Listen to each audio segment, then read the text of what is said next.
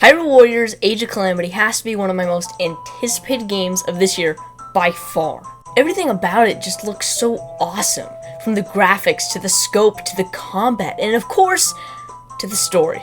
It's funny because I bet this single aspect, the fact that it's a Zelda game, is going to draw in so many more people into the series of Warrior game. I know it's made a big difference for me, and that's not just because it's a new Zelda game, it's the kind of Zelda game it is. It's the prequel to the best-selling Zelda game of all time, and one of my personal favorite games I have ever played. It's setting the stage for Breath of the Wild 2, and honestly, it's doing a fantastic job of it.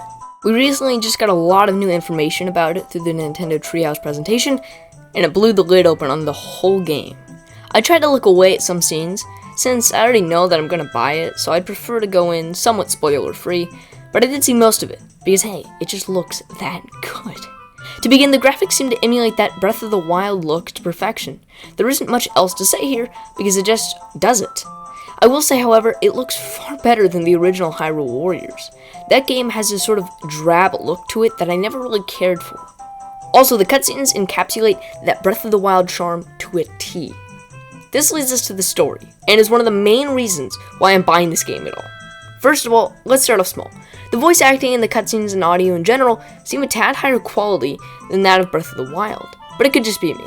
If I had to say though, it's because Nintendo gave the Zelda series as a whole a much higher budget following the earth-shattering sales of Breath of the Wild. This even shows the direction of the plot. We get to play as our favorite characters, including the champions, Zelda, and Impa, allowing for unique storytelling perspectives, and on top of that, get to engage in the army versus army battles that supposedly took place during the time.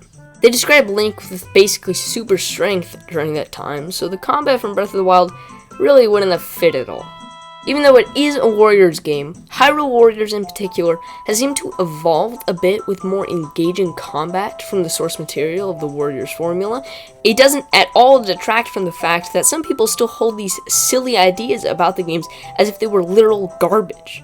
If anyone watching this feels this way, I'm here to tell you that take a chance on Age of Calamity, because even if you find the combat to be only tolerable, which I highly doubt, the story and world should be enough by far to drag you along. At least, it will be for me.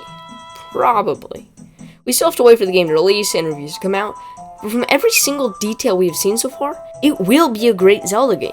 Koei Tecmo themselves have stated that they've been working very closely with the Zelda team to develop this game, and that's why it follows so many of the same tropes as Breath of the Wild, such as Koroks, the map design, the graphics, and most importantly, a fully canon story.